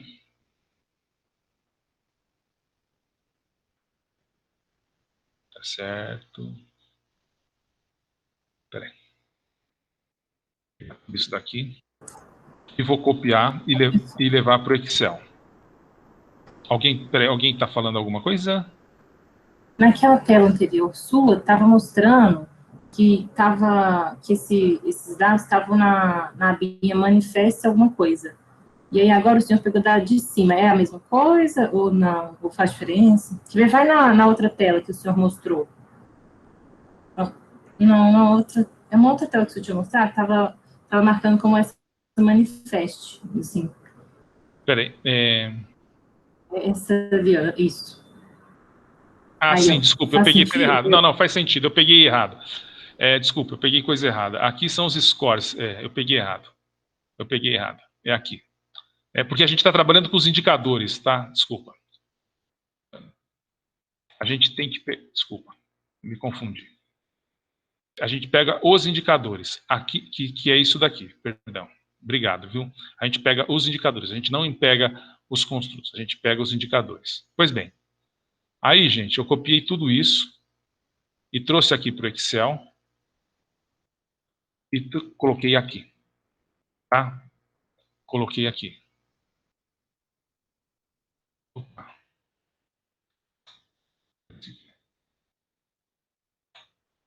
Ó, eu vou fazer aquela tabela de correlações. Ctrl Copy. Então, eu vou fazer o seguinte, olha. Eu vou colocar aqui, Pearson. Eu quero o coeficiente de Pearson entre essa variável, comp1,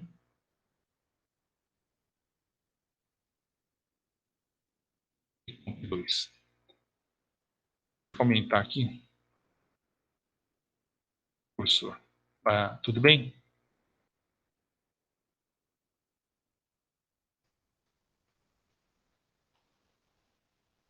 Aqui.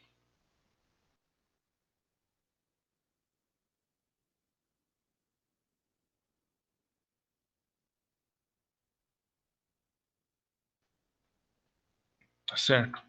Aí, eu vou travar aqui essa coluna, e aí eu copio.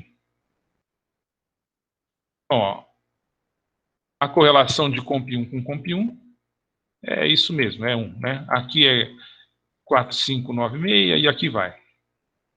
Aqui vai. Bom, eu não vou fazer tudo aqui não, mas vocês já pegaram o espírito da coisa, né? A gente traz essas variáveis para cá e manda ver.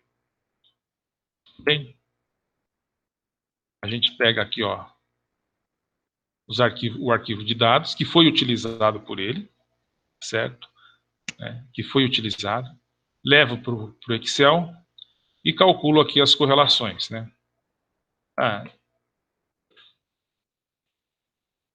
Mudaria aqui, né? Eu estaria fixando a coluna C e a coluna C e vou fazendo tudo. Tudo bem? Alguém vai fazer alguma pergunta? Professor? Pois não. Só pedir a gentileza para o senhor colocar na tela do PLS para eu anotar o nome da saída que a gente pega esses dados. É Pronto. aqui, ó. Tá, quer ver? Aqui está no slide também, tá, Lucas? Tá certo, ó. Tá no slide também. Sim, tá sim, perfeito. Estava mais abaixo, desculpa. Obrigado, professor. Tá? Muito bem. Aí você leva esse negócio para o Excel e faz isso daqui, ó. 459, 503, né? 459, 503. Aqui está com muita casa decimal. Deixa eu reduzir aqui para 3 para ficar igualzinho. 459, 503. 464. Certo? São esses valores aqui. Pronto. Ok? Tem aí a matriz de correlação. Mas, de novo, né, para ficar parecido com a conta que a gente estava fazendo, a gente elimina os elementos da diagonal principal, que é tudo 1, e os elementos acima da diagonal principal. Tá? Aí a gente começa a fazer. Né? Então, veja. Aqui está a correlação entre os indicadores de competência. Aqui está a correlação entre os indicadores de lealdade. E aqui estão as correlações entre os indicadores do construto likability, empatia. Aí do satisfação não. Satisfação é 1, né? Porque só tem um indicador. Tá? E aqui estão os outros. Então aqui eu dividi em partes. Ó, aqui estão as correlações entre os indicadores de competência e os indicadores de lealdade. Então, cada número aqui representa a correlação entre um determinado indicador de competência com um outro indicador de lealdade. Tá? Muito bem. Aí, esses valores aqui eu transformei em médias. Tá certo? Então, ó, esses três valores, 459, 503, 645, dá essa média de 536. Ó, esses três valores aqui, 464, 286 e 272, a média dá 341. Tá certo? E tem esse 1 danado aqui, né? Que é esse cara aqui, né? Esse cara aqui. Que a gente não vai estar interessado nele, mas ele aparece aqui para efeito de conta. Tudo bem? Aqui eu tenho as médias das correlações. Então, ó, cada figura geométrica aqui, triângulo, retângulo, esses valores todos aqui foram calculados média. Aqui uma média entre esses 9, uma média entre esses 3, etc. E aí, essa matriz, né, aqui vira tudo, vira só o construto, né, só uma coluna para todo o construto e assim por diante. Então, de novo, o que representa esse 341? Esse 341 representa a média das correlações entre os construtos de satisfação e os de competência. Tá bom? E agora eu saio fazendo as contas, né? O HTMTT entre... Deixa eu ver aqui, ó.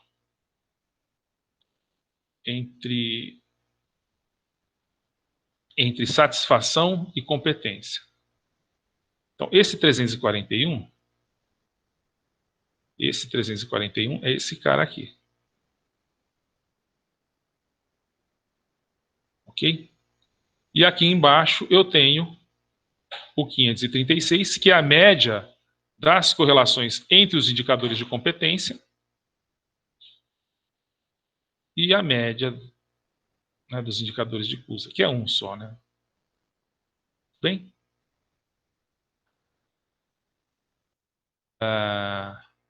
Ó, e se eu quisesse, aqui, ó, vou escrever aqui, ó, o HTMT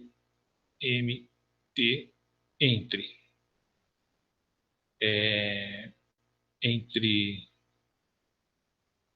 lealdade e competência. Como é que seria isso? Vamos tentar. Vai aparecer aqui, né? Vai aparecer aqui, mas vamos fazer aqui na mão, só ilustrando, né? Bom, o que eu coloco em cima? Eu coloco em cima a média, tá vendo? Eu quero entre esses indicadores. Esse daqui e esse daqui, certo? Fazendo agora esses dois. Então eu vou colocar aqui em cima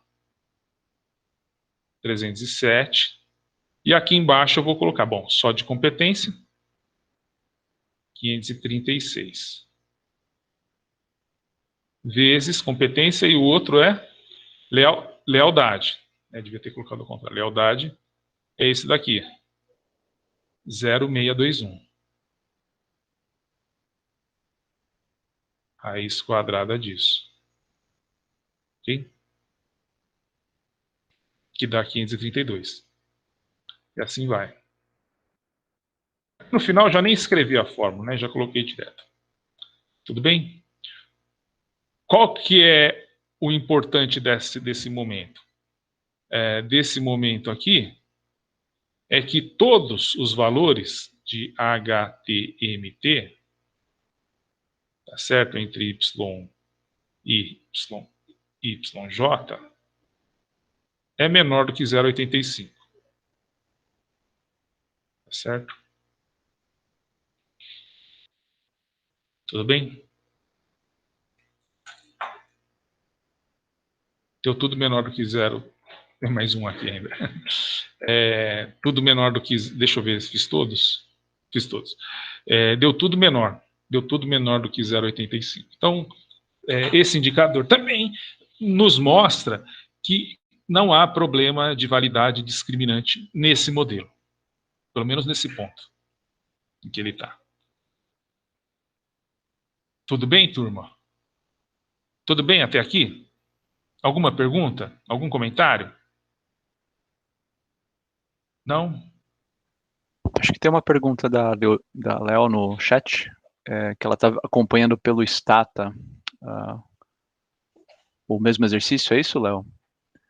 Não, eu estou acompanhando pelo Smart 2, né? Eu estou acompanhando aqui passo a passo. Mas antes eu tinha também jogado os meus dados no programa do Stata, para tentar fazer por lá. E eu estava vendo, parece que eles têm uns critérios avaliativos diferentes. Eu queria ver se difere isso dos programas ou não, ou se são os mesmos critérios. Então, o Stata eu não conheço. Eu não sei se ele é baseado no Partial Least Square. Ele não é covariância, based Isso, com covariância, isso. Então, é por isso. Assim, o princípio é diferente, né? O princípio é diferente. Sim, porque eles dão outros critérios, né, para você ver se o modelo está estruturado ou não. Eu falei, nossa, mas e agora? Será que é cada modelo? Acho que cada software, cada modelo, então, é diferente. Não exatamente. Assim, o LISREL, o Amos e o Stata, eu não sabia, eles são covariance based, então eles trabalham com a mesma lógica, né? Com a mesma lógica. Aí, ó, tem um outro livro do Hare, que tem edição em português, da ArtMed, acho que é Análise Multivariada de Dados. É isso, né? Análise Multivariada de Dados é um livro de capa preta, que quando ele fala de equações estruturais, ele fala do covariance based. E aí você deve estar vendo uns indicadores aí, um Q quadrado, Isso. Com que é goodness fit, coisas do tipo. Exato, isso mesmo. Good fitness, Q quadrado. Exato. Critério de verossimilhança. Então, é um modelo diferente, né? O algoritmo é diferente, então eles têm caracteres assim mais complementares. Ou você queria acrescentar alguma coisa? Não, eu só queria entender se a lógica ou mudava, ou por que mudava, mas agora eu entendi. Eu só ia comentar em linha do que a gente tinha comentado já com acho que era a Franciele, né, da análise fatorial exploratória, que né, no caso do Stata, o intuito nem sempre é a predição, maximizar o poder de predição da variável dependente, que é o caso do PLS. Né? No PLS a gente sempre está olhando para a saída do meu modelo, aquela variável foco, que no caso aqui é lealdade, né, se eu não me engano. Então a gente está fazendo todo o tratamento, o algoritmo faz todo o tratamento dos dados, visando otimizar o poder preditivo daquela variável final. Então ele abre mão, né, talvez de um ajuste dos dados mais preciso com todo o modelo. Já no Stata ou nos métodos baseados em covariância, o enfoque é outro. O enfoque é casar os dados com o modelo, sem dar um peso diferente, vamos dizer assim, em um construto específico. Então é muito mais uma tarefa de olhar o modelo como um todo e ver o quanto os dados, né, estão alinhados com ele. Por isso que você tem essa medida do Godness of Fit, né, ou medidas globais, vamos dizer assim, que nos dizem o quão bom aquele modelo é para aqueles dados. No caso do PLS, a gente justamente na versão 2 ainda não tem uma medida global, porque o interesse é sempre a variável de saída, né? O foco, a predição daquela variável final. Foi até um dos comentários que a gente fez bastante nos trabalhos, né? Nem sempre parecia que alguns trabalhos estavam interessados de fato em maximizar a explicação de uma variável dependente específica, mas estavam mais interessados em olhar o modelo como um todo, né? Então, para esse caso, talvez um método baseado em covariância, né, seja mais útil. A Fernanda coloca aqui uma outra pergunta, se vocês não recomendam o Stata. Eu acho que a questão, gente, Fernanda, turma, não é o Stata, o software A, o software B, né? Eu acho que tem que entender essas duas abordagens, pensar nessas duas abordagens de equações estruturais. Ou covariance based, né, que é o Stata, o LISREL, que foi o primeiro que chegou, o Amos, que tem, acho que, uma forte ligação com o SPSS, né, em termos de software, né, ou o Partial Least Squares, que é o caso do Smart PLS. Ó, eu acho o seguinte, tem algumas questões operacionais aí, né? Por exemplo, e se você trabalhar com construto formativo? Se você trabalhar com construto formativo, a impressão que eu tenho é que o covariance based é mais sacal de trabalhar, né? Bem mais sacal. e que às vezes o modelo não converge, ou com mais frequência ele deixa de convergir. Tem uma outra coisa também, que o PLS, o Smart PLS é um produto representante dele, ele é mais robusto em relação à não normalidade. E em relação a essas medidas globais, eu acho que eles estão trabalhando nisso. Eu não sei se na versão 3 já tem alguma coisa, mas eu me lembro de ter lido já manifestações dessa turma, né, que trabalha com PLS e que está por detrás do produto, o Smart PLS, na construção de medidas gerais de ajuste.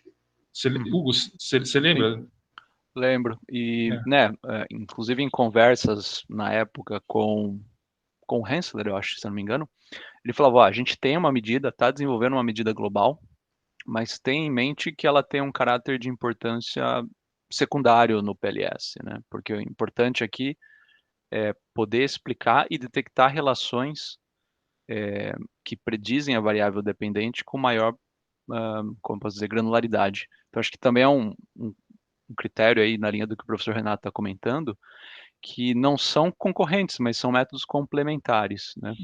E que o PLS, por essa flexibilidade, pelo fato dele não olhar o modelo como um todo no primeiro momento, vamos dizer assim, ele é mais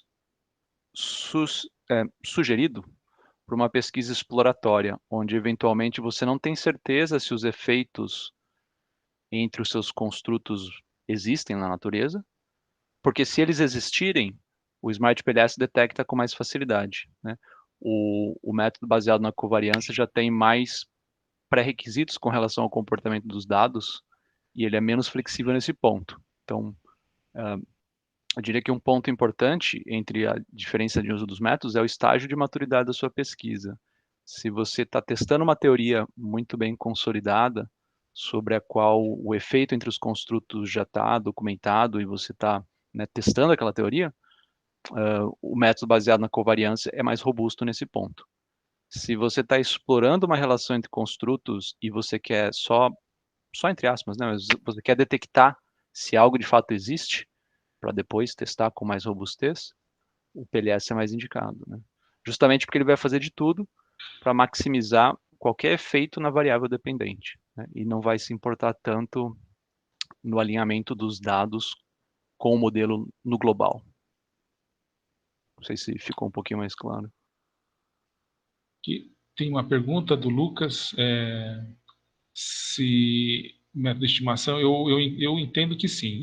Em relação à análise de confiabilidade, eu entendo que sim. Em relação à validade, eu acho que sim. Mas na confiabilidade eu entendo que sim, tá? É comum. Legal.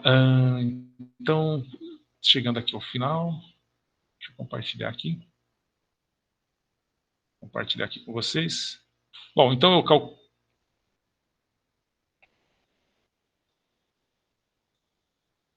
Tá, então nós calculamos aqui, né? Esses HTMT, perdão, sempre entre dois construtos, né?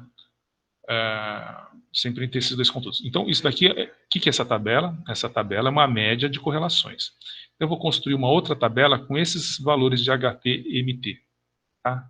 Então, tá vendo? Ó, 465 é o valor desse indicador entre satisfação e competência. Entre satisfação e competência. Está aqui os indicadores. Então, aqui os HTMT, os valores que eu calculei, né? Sempre aos pares. E tá tudo bem, né? Esse critério do Klein ele é mais rigoroso, menor do que 0,85. Tá tudo bem. Esse daqui ficou alto, né? 780, ficou mais alto, mas mesmo assim está claramente abaixo de 0,85. Então eu fico legal. Agora, ó, é o seguinte, em termos práticos, né? Puta, eu estou usando a versão 2, não dá, não tem para usar a versão 3, eu vou fazer o meu trabalho, eu vou escrever. Uai, não coloca o HTMT, tá certo? Né? Não coloca. Usa o Fornell-Larker, ou Crossloads e Fornell-Larker, não usa. O seu trabalho não vai ser reprovado por isso, tá bom? Seu trabalho não vai ser reprovado. No máximo, um parecerista vai dizer o seguinte, por que você não usou HTMT? Você devia usar HTMT, blá, blá, blá. Então, isso não vai ser um motivo de, eu acho, né, assim, né? É difícil falar, dar alguma garantia nesse sentido, mas eu realmente acredito que isso não é motivo de reprovação, é motivo de revisão, tá certo? Então, assim, você fez a análise discriminante, mas você não usou esse critério. Você fez análise discriminante com outros critérios mais frouxos, menos rigorosos, sei lá, mas você fez análise discriminante. Então, se houver problema, para mim, é um motivo de revisão e não de reprovação, tá?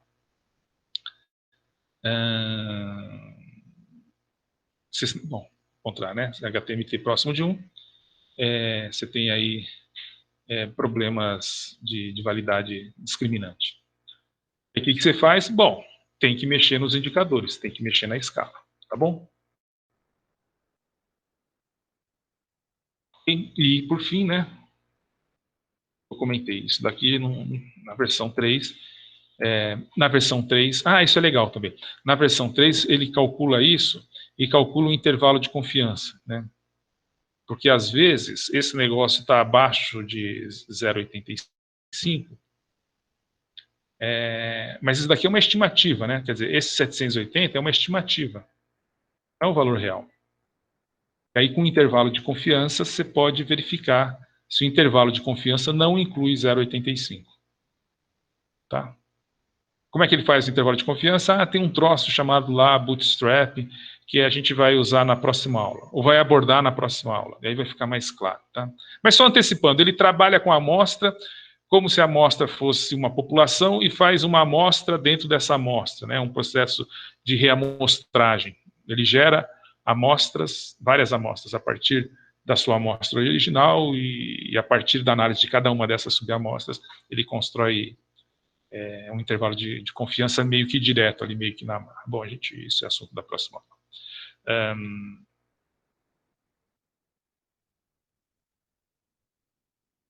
Tudo bem, turma? Tudo bem? Tranquilo até aqui? Então, recapitulando. Você faz seu modelinho no Smart PLS. Aí você roda seu modelinho. Analisa o modelo de mensuração. Tá certo? Analisa o modelo de mensuração. Se o modelo de mensuração estiver ok, você vai para o modelo estrutural, que é o assunto da próxima aula. Modelo de mensuração, o que você tem que olhar? 3 coisas. Confiabilidade, certo? Confiabilidade, a validade convergente e a validade discriminante. Como é que você analisa a confiabilidade? Tem 2 indicadores para isso, tá certo? Tem 2 indicadores para isso. O alfa de Chrome, que é o mais manjado, o mais antigo, e a confiabilidade composta. Bem? E a confiabilidade composta. Então, como eu falei, confiabilidade é o primeiro. Segundo, a validade convergente. Né? Validade convergente, o que é? Não, os indicadores de um construto estão tudo carregando naquele construto. Você pode analisar a validade convergente como? Pelo valor do outer load, né? dessas cargas, né? Elas não podem ser pequenas, né? Tem que ser, idealmente, acima de 0,7. Se for abaixo de 0,7, precisa ver o que faz. Se for abaixo de 0,4, a tendência é rejeitar. Bom, e a outra forma de analisar a validade convergente é através do AVE, tá certo? Da Average Variance Extract, né?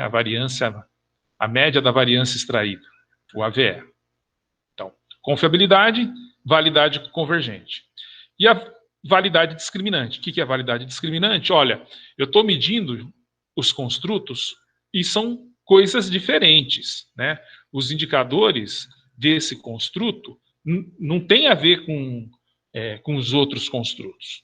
Ou melhor, não tem forte relação com outros construtos. Ele tem uma correlação forte com o construto que eu imaginei que ele iria medir e baixa com os demais, né? Então, essa é a validade discriminante. Como é que você mede a validade discriminante?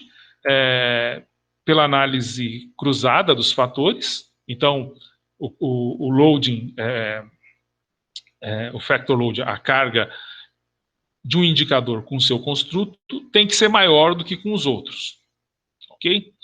E o Fornell-Larker? O Fornell-Larker é que as correlações entre os construtos, tem que ser menor do que o raiz quadrada da variância extraída. Tem que ser menor do que o AVE. Por quê? Olha, o AVE é uma média das variâncias extraídas. O AVE, não a raiz, o AVE. E as correlações, o que significa? Não, os quadrados da correlação de Pearson significa do comportamento comum. Então, esse critério de validade discriminante do Fornell-Larker está dizendo o seguinte, olha, esse construto, tá certo? O comportamento desse construto tem mais a ver com seus indicadores do que com outros construtos.